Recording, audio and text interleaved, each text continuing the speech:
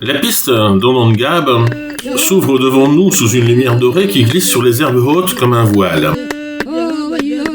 Le sol, mélange de calcaire, pulvérulent et de sable fin, dessine un relief doux où s'accrochent acacias isolés, buissons bas et rideaux d'herbes sèches. C'est une savane ouverte mais subtile, faite de caches et d'attente. Très vite, nous observons un chacal à chabrac qui traverse la piste avec l'aisance d'un habitué. Silhouette fine, démarche souple, il s'arrête, observe, puis reprend sa route, un instant furtif, parfaitement intégré au décor.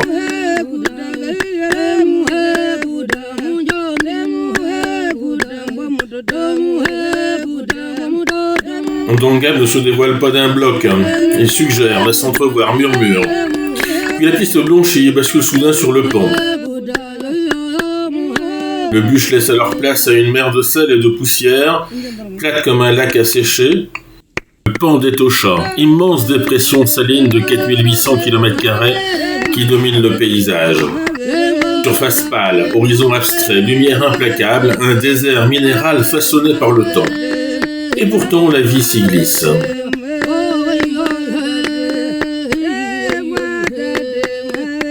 Entre Suéda et Sarkora, le décor change encore, savane ouverte, herbe dorée, quelques acacias tordus.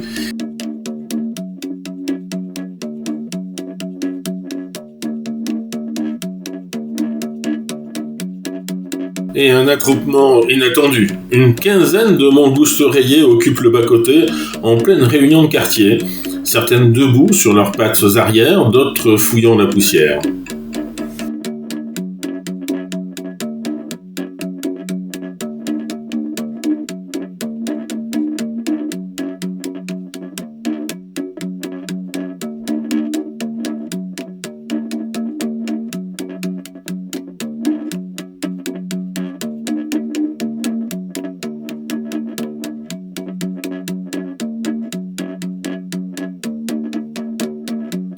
Loin, une outarde de Cori progresse entre les herbes hautes, discrète malgré sa stature.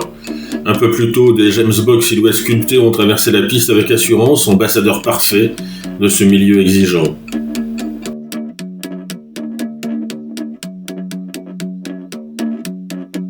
Les pourtours verdoyants des Springboks d'Etosha s'abreuvent dans une flaque bordée de roseaux.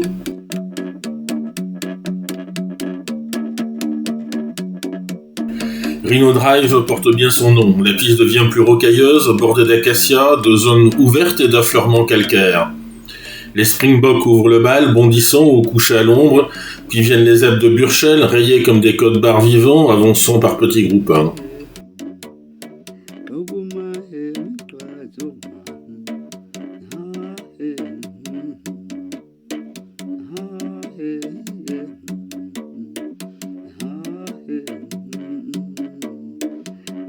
Nyonams s'annonce comme une oasis discrète, un bassin bordé de roseaux, niché dans une dépression. Les traces autour témoignent d'une fréquentation intense, des zèbres de Burchell prudents, des impalas nerveux, des koudous élégants à grandes oreilles.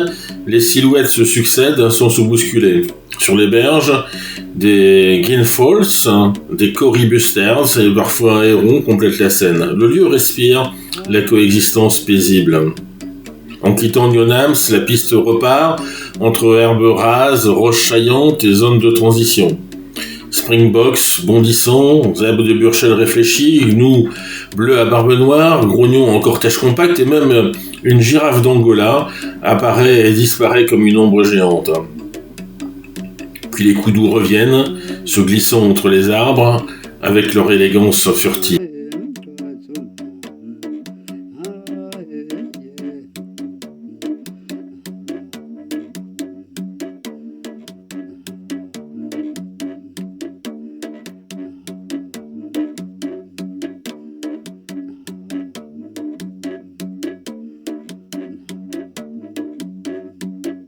Le pan réapparaît ensuite, immense, blanc, silencieux. Les animaux traversent la piste, des springboks, des zèbres aussi parfois, des gnous. Nous cherchons un endroit où déjeuner, mais en dehors des zones officielles, pas question de sortir.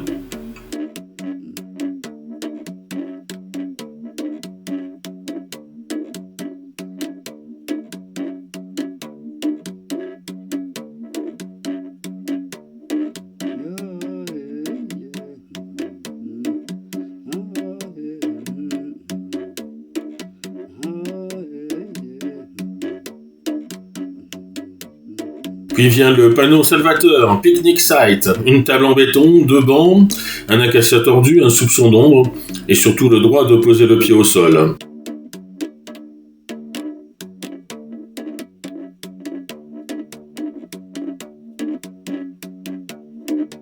En fin de parcours, Etosha Lookout marque le dernier arrêt.